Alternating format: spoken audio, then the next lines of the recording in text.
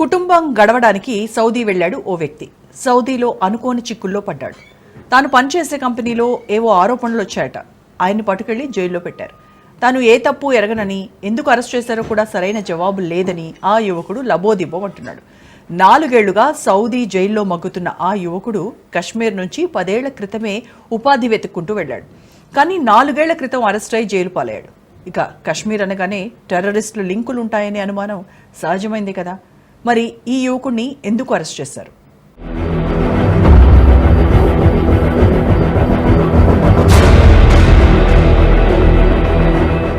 Saudi కటకటాల్లో Kashmir యువకుడు.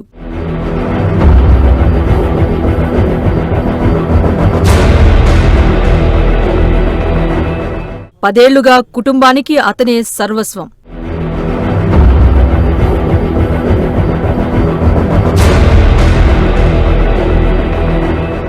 కేంద్రాన్ని approach అయిన యువకుడి తండ్రి.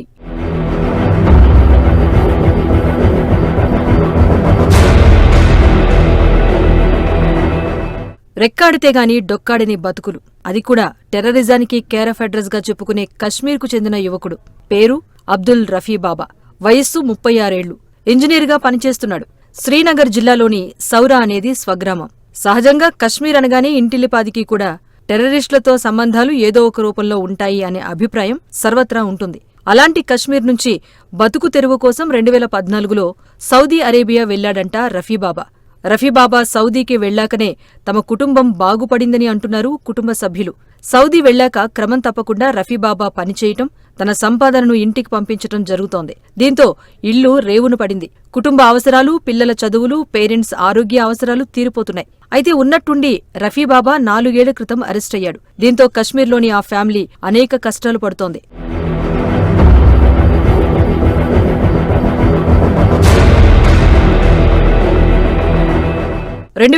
మార్చిలో అబ్దుల్ రఫీబాబాను సౌదీ పోలీసులు అదుపులోకి తీసుకున్నారంట. తాను పనిచేసే కింగ్ ఫైజల్ యూనివర్సిటీ నుంచే అరెస్టు చేసి తీసుకువెళ్లారంట. ఇక సౌదీలో సామాన్య ఉద్యోగులు అరెస్ట్ అయితే ఎలా ఉంటుందో ఊహించుకోవాల్సిందే. అది కూడా భారత్ వంటి పొరుగు దేశం నుంచి వచ్చిన వారికి ట్రీట్మెంట్ అనేది కఠినంగా ఉంటుంది అంటున్నారు.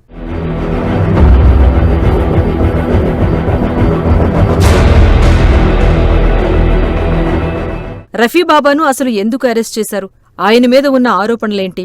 ఆయన చేసిన పొరపాటేంటి అనే విషయాలేవి ఈ 4 ఏళ్లలో ఎక్కడా అస్సలు బయటకు రాలేదు. దీంతో తాము ఎవర్ని అప్రోచ్ అవ్వాలి, ఎలా అప్రోచ్ కావాలి అనేది అంతుపట్టకుండా పోయింది అంటున్నారు కుటుంబ సభ్యులు. రఫీబాబా కశ్మీర్లోనే ఎంతో బాధ్యతాయుతంగా ఉండేవాడని, ఆయన మీద ఎలాంటి ఆరోపణలు కానీ ఒక్క కేసు గానీ లేవని, కావాలంటే అన్ని వివరాలు చెక్ చేసుకోవచ్చని ఆయన తండ్రి మంజూర్ ఉల్ హక్ అంటున్నాడు.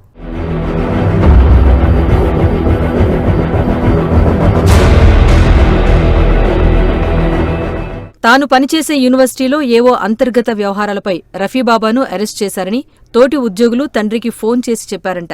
అయితే ఆ వివరాలు, వాటి సాక్ష్యాలు, ఆధారాలు, కంప్లైంట్ చేసిన వారి వివరాలు ఇలాంటివేవీ తమకు కూడా తెలియవని రఫీబాబా స్నేహితులు చెబుతున్నారంట.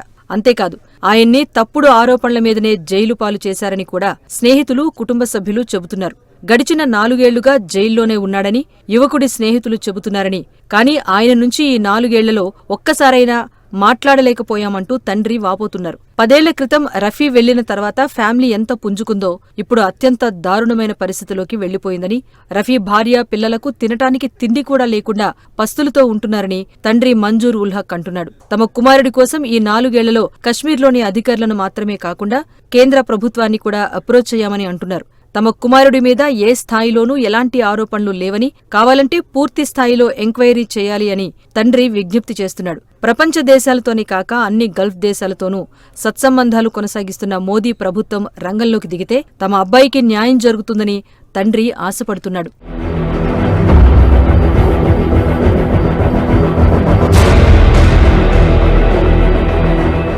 తమ కుమారుడి మీద ఎలాంటి ఆరోపణలు ఉన్నాయో తెలియటం లేదని, తమ కుమారుడి స్నేహితులకు కూడా తెలియటం లేదని తండ్రి వాపోతున్నాడు.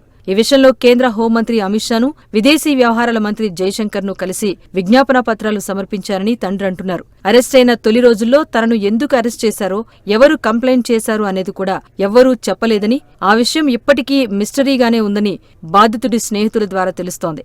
ఇలాంటి పరిస్థితుల్లో తమ కుమారుడు ఎక్కడ ఉన్నాడు, ఎలాంటి కండిషన్లో ఉన్నాడో సస్పెన్స్గా ఉందని, ఈ టెన్షన్ను తాము భరించలేకపోతున్నామని తండ్రి ఆవేదన చెందుతున్నాడు. తమ కుమారుడి మీద ఉన్న అభియోగాలేంటో ప్రభుత్వం ద్వారా తెలుసుకుని లీగల్ సపోర్ట్ చేయాలని విజ్ఞప్తి చేస్తున్నాడు. సౌదీ అరేబియా వంటి దేశాల్లో సరైన లీగల్ సపోర్ట్ లేకపోతే సజీవంగా బయటకు రావటం కష్టమనే అభిప్రాయాలున్నాయి. తెలంగాణ, కేరళ, ఏపీ వంటి రాష్ట్రాల నుంచి వెళ్లిన కొంతమంది బాధితులకు ఇలాంటి సిచ్యువేషన్స్ ఎదురైన ఘటనలు కోకొల్లలు. అక్కడి చట్టాల ప్రకారం కఠినమైన శిక్షలు పడినవారు కూడా ఉన్నారు. ఇలాంటి పరిస్థితుల్లో తమ కుమారుడికి న్యాయ సహాయం, దౌత్య సహాయం అందించి కుటుంబాన్ని ఆదుకోవాలని కోరుతున్నారు. మరి ఇలాంటి పరిస్థితుల్లో తండ్రి చేస్తున్న విజ్ఞప్తిని మోదీ సర్కారు పరిగణలోకి తీసుకుంటుందా? సౌదీతో మనకున్న స్నేహాన్ని ఆసరాగా చేసుకుని చొరవ తీసుకుని కశ్మీర్లోని ఫ్యామిలీకి ఆపన్నహస్తం అందించి తన ఔదార్యాన్ని చాటుకుంటుందా? చూడాల్సి ఉంది.